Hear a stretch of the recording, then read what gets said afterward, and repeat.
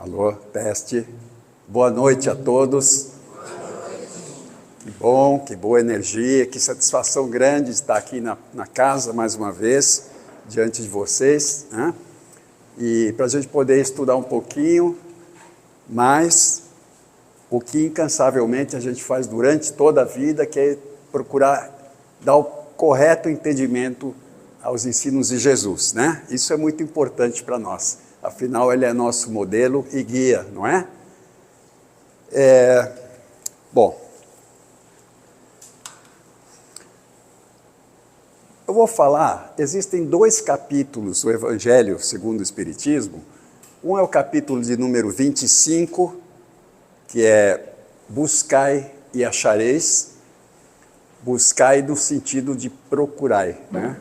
Buscai e achareis. E o de número 27, que é um capítulo inteiro também, cujo nome é Pedi e obtereis, né?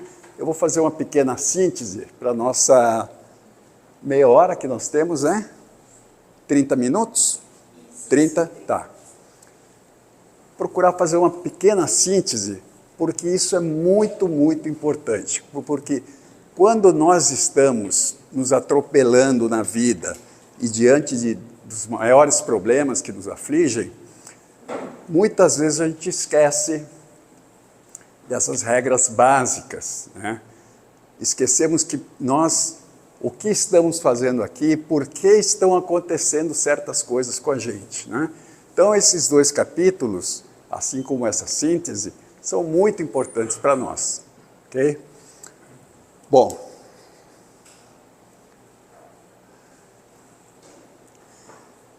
Heráclito foi um filósofo muito importante, pré-socrático, foi um dos primeiros grandes filósofos, né? Cerca de 700 a 900 anos antes de Cristo, e que ele, assim como muitos filósofos, todos eles sempre se dedicaram a encontrar as coisas ocultas, né? Sobre a nossa existência. Ele postulava o seguinte: ele falava sobre a impermanência, tá? A impermanência era um conceito em que, segundo ele, tudo na vida, assim, não somente na vida dos seres vivos, como no próprio universo, né? Nos seres que não são animados, tudo flui. É um constante movimento de devir. As coisas vão acontecendo e, segundo ele dizia, ele dava como exemplo um rio em que ele dizia que é impossível a gente tomar banho no mesmo rio 2 vezes, né? Por quê? Ora, porque, em primeiro lugar, a água que já passou por ali não vai estar ali de novo, é outra água, né? E cada vez que a gente for tomar banho, a gente é um ser diferente também. Já nos modificamos, né? Então, é impossível, segundo o pensamento dele, tomar banho no mesmo rio. E daí, isso é importante, porque ele quis dizer que tudo vai se modificando. Nós também. Nós somos um hoje, éramos outro terça-feira, que é diferente do que era na segunda, e é diferente do que será na próxima segunda, né? Somos diferentes porque estamos em plena evolução, plena e contínua evolução, tá? Então, nós vemos que a vida nos serve de bandeja tudo aquilo que nós precisamos para irmos adquirindo, através das novas experiências, maior aprendizado sobre tudo, todas as suas faces, né? Então, não existe um dia igual ao outro. Ou existe? Não, né? Não. Realmente, isso é ótimo. Porque, olha só, para um carneiro existe. Todo dia é igual ao dia seguinte. Para um leão também. Para uma lagartixa, para uma barata, tudo é sempre igual. Tudo. Para um passarinho, né? O João de Barro faz a casinha dele. Faz 1 milhão de anos que ele faz a mesma casinha, não alterou nada, não implementou nada. Então, um dia é igual que o outro, para ele, como ser, né? Mas, para nós, não. Por quê? Porque nós somos seres pensantes que estamos em crescimento, estamos enriquecendo o nosso patrimônio intelectual, não é? Então, o que eu penso hoje não é o que eu pensava há 20 anos atrás, nem há 40. Não vou nem ficar indo mais para trás, senão vocês vão saber que eu sou velho. Então, não dá. É uma constante mudança. Graças a isso, a essa impermanência que Heráclito definiu muito bem, que ocorre conosco, com os seres humanos. Muito bem.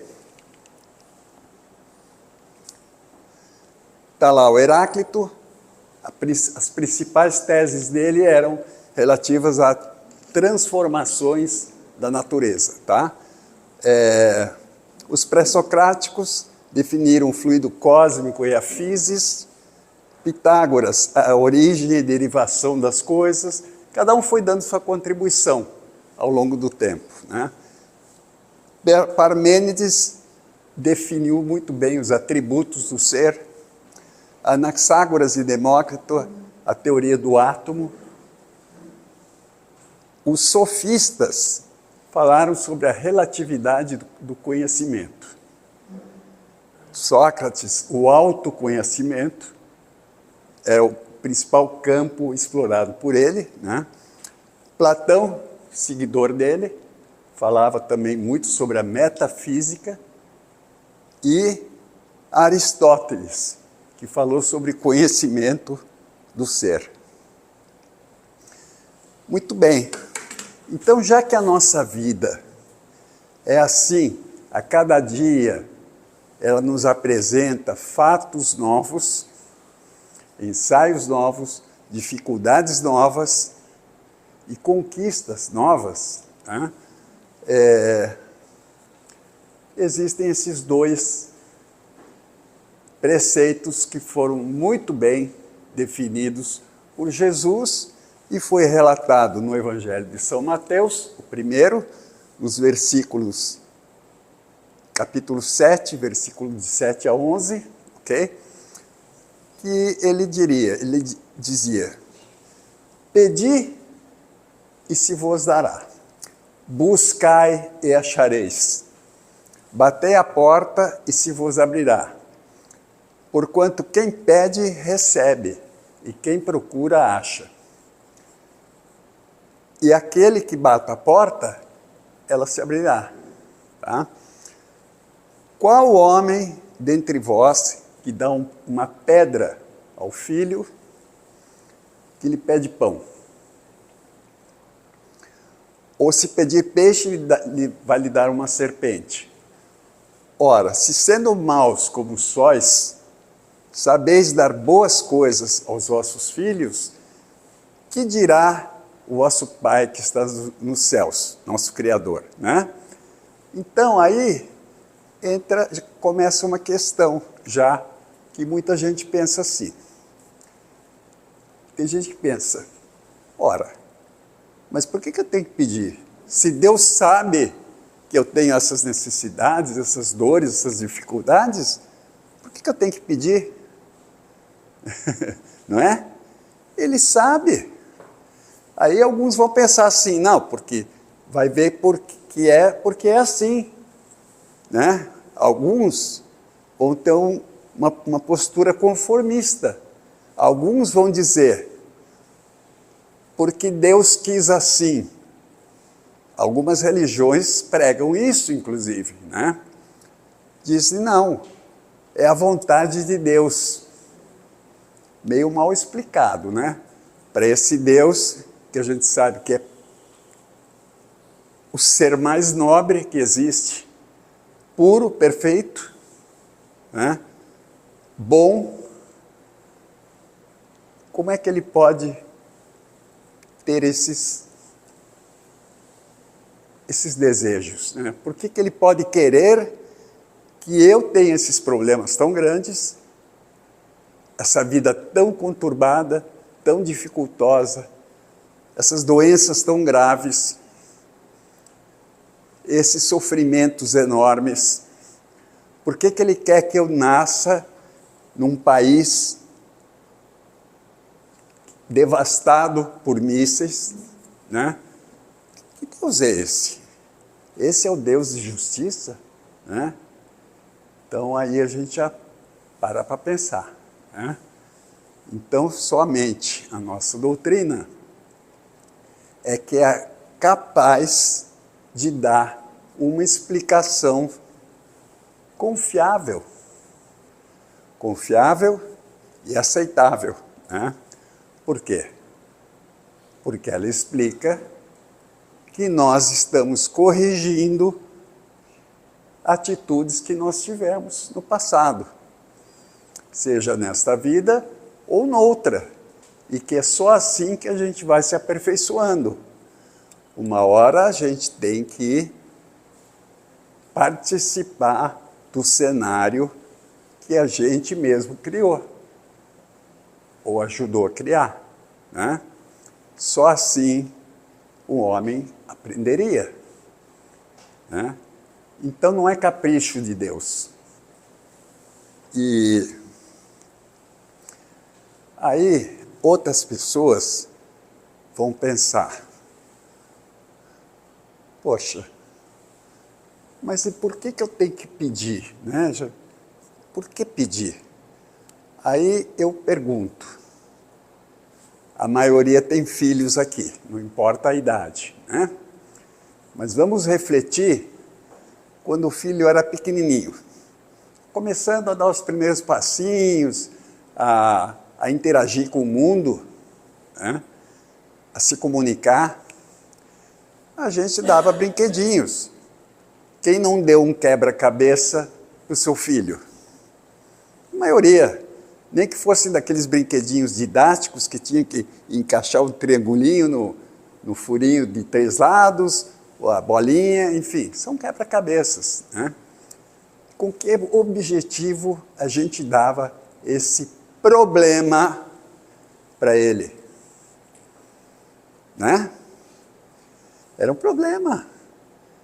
Eu, pai, dei um problema para os meus filhos. Depois, começou a aprender a lidar com os problemas, dei problemas maiores. Aí eu dei um quebra-cabeça de 50 peças, né? E depois, pode ser que eu tenha dado um de 750 peças, não é isso?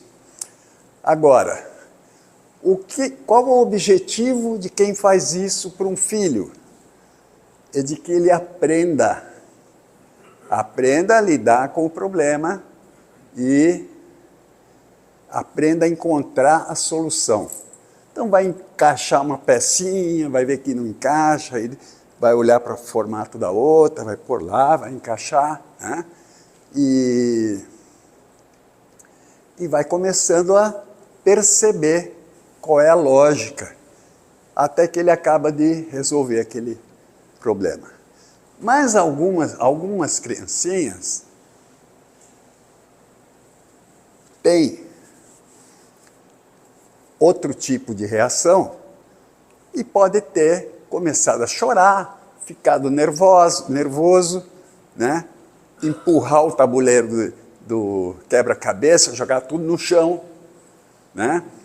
Gritar, chamar o pai, a mãe, né? E dizer que não quer mais montar. Por que, meu filho? Porque eu não estou conseguindo, né? Ele diz.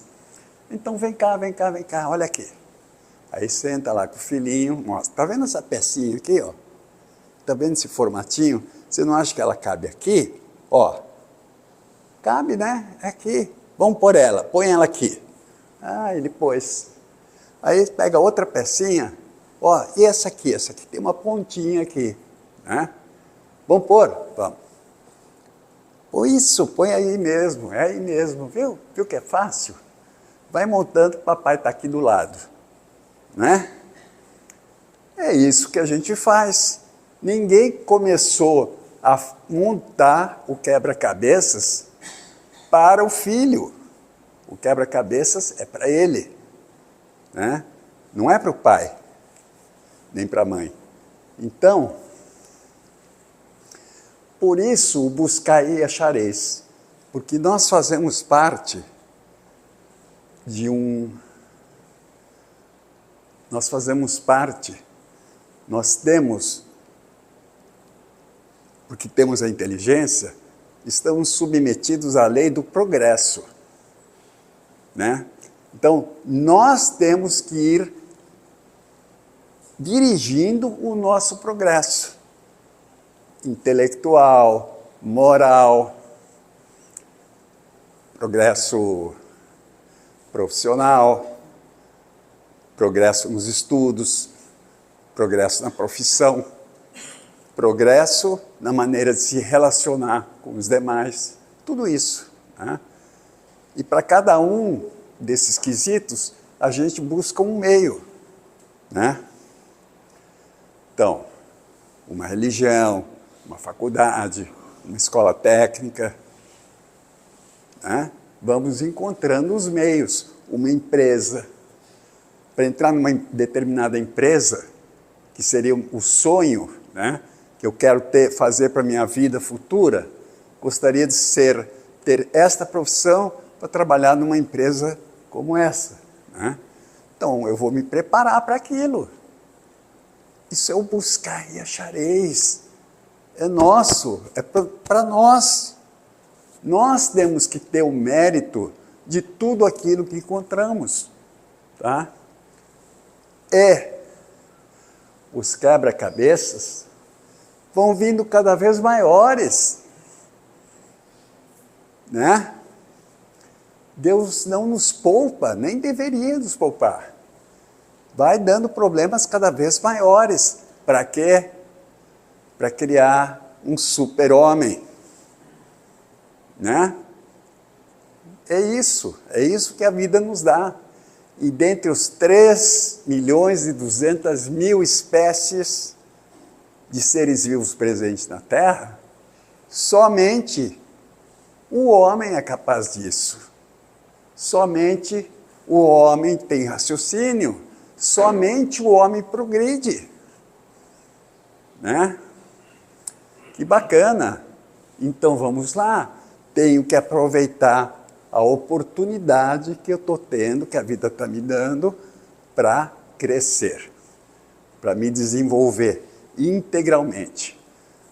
Por quê? A caminhada é longa, gente, longa demais, né?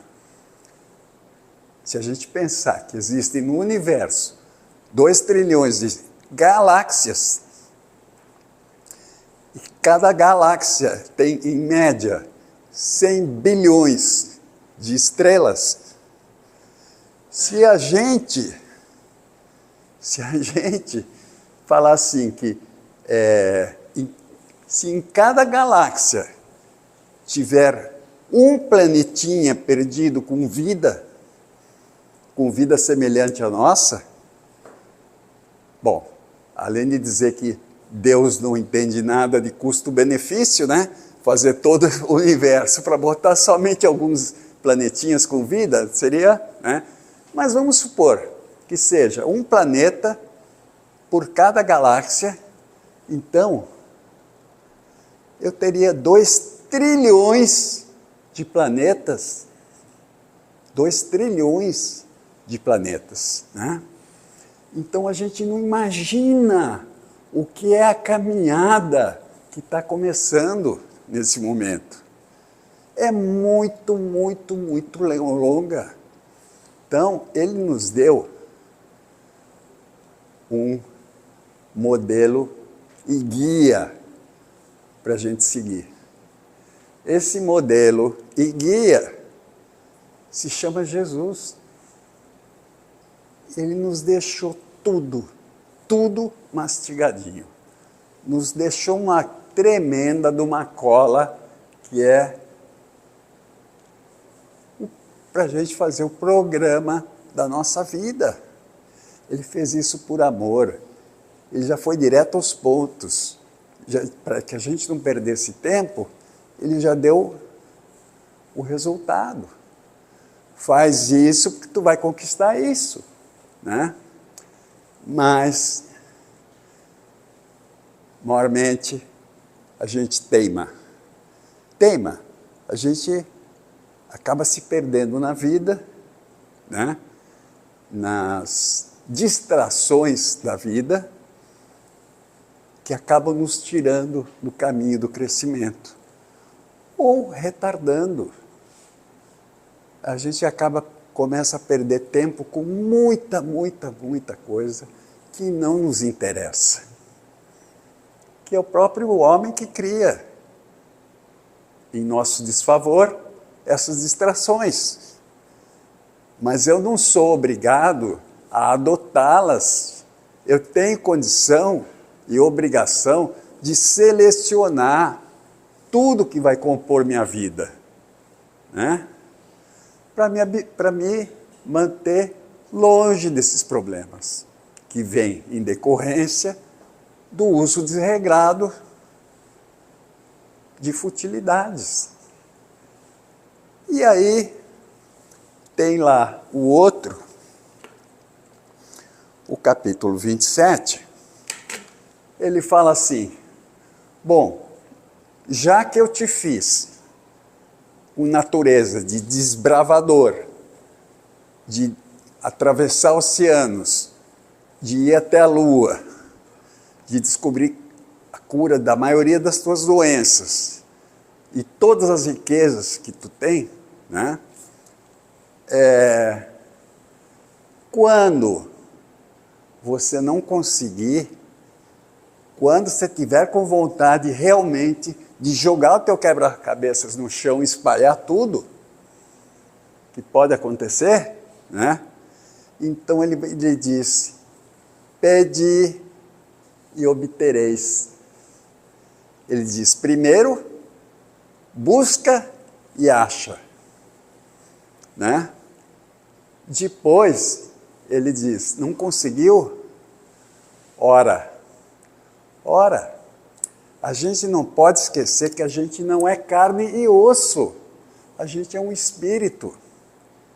Nós somos um espírito. Cada um de nós é um espírito que não nasceu lá no berço e não vai ficar ali plantado no túmulo. Seguimos. Viemos de muito longe, estamos buscando esse progresso, as experiências vão se renovando. Tá? O constante devir de Heráclito vai continuar, né? E nós vamos nos aperfeiçoando. E a vida vai ficando cada vez mais tranquila, mais prazerosa, à medida em que vamos crescendo. Então ele diz, ora. Aí, alguém pensa assim, mas por que eu tenho que orar? Ele não está vendo que eu estou perdido? Que eu estou nervoso aqui, que eu não estou conseguindo? Né? Primeiro, Deus não é uma pessoa. Não precisa querer tentar botar defeitos humanos nele. Tá? Se ele está vendo ou não está vendo. Em segundo lugar,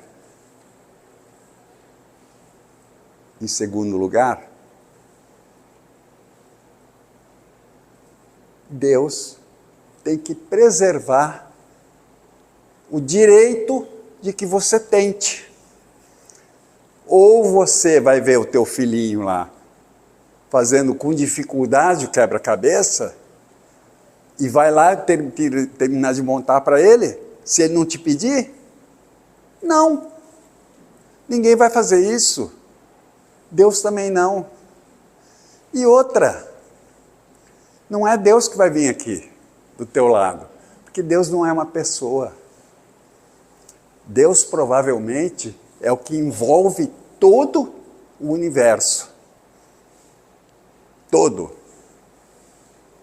Não sei quem é que disse que ele é semelhante aos homens. Quem é que lhe deu caráter humano, né? Mas deram e a gente acreditou, mas não é. Então, Deus vai suprir tudo aquilo que a gente precisar, desde que a gente peça. E alguém já ouviu falar em anjo da guarda aqui? Hã? Já? Será que a gente tem anjo da guarda? Quem acredita que a gente tem um anjo da guarda? Todo mundo. Eu acho que é porque temos mesmo, né? E o anjo da guarda nosso está do nosso lado o tempo todo, também respeitando o nosso livre arbítrio. Respeitando esse momento tão ímpar, tão necessário, em que eu estou tentando aprender a montar meu quebra-cabeça. Ele não vai vir aqui e começar a montar para mim.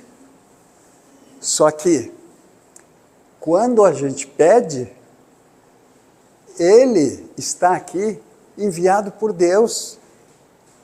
Ele tem a missão de nos ajudar nos momentos difíceis.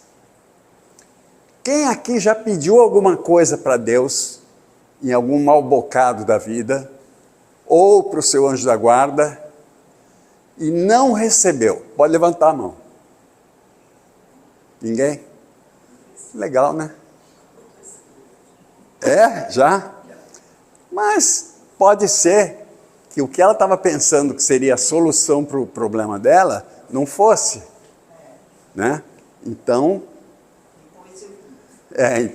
depois você viu. Então é isso aí, sabe? A gente tem que confiar em Deus, tem que confiar que a gente não está sozinho. Estamos rodeados de criaturas muito mais evoluídas do que nós. E Deus não precisa vir até aqui, né, parar de cuidar desse universo, para vir aqui do lado do Hugo, montar o quebra-cabecinha dele, desse bebezinho chamado Hugo. Né? Não precisa. Tá? Mas ele colocou uma rede de amigos espirituais, a começar pelo anjo da guarda, né, que tem essa incumbência. Olha que legal. Muito legal. A gente está muito, muito bem amparado. Então, vamos confiar. E vamos confiar também, parar de nos atribuir culpa. Que, puxa vida, metade da minha vida eu fiz coisa errada, não sei o quê. Puxa vida, se eu pudesse, meu Deus, eu não teria feito nada disso. Não interessa, você já fez. Quando o Heráclito falou que a água era outra, e tu não era o mesmo que estava no rio. Tá? Mas agora você tem condição de ver que você errou lá no passado. É isso que pode se esperar de você nesse momento. Tá? Então está certinho. Não adianta ficar arrependido, se culpando. Melhor, arrependido sim, tá? Mas impetrar um mandato de culpa sobre a mim mesmo, não. Né? Vamos usar o erro para corrigir a nossa trajetória. Quando a gente vê, só para finalizar, o GPS do nosso carro, né? O Waze. Hoje em dia ele já não tem tanta educação como antigamente também, até o GPS mudou, né? Porque antigamente assim, quando ele errava o caminho, ele dizia recalculando a rota, né? Agora não diz mais porque esse negócio de educação está fora de moda. Então ele simplesmente corrige a rota e te leva lá no lugar que você quer. E isso é o que a gente tem que fazer. Erramos sim. E tem mais, erramos muito mais do que pensamos.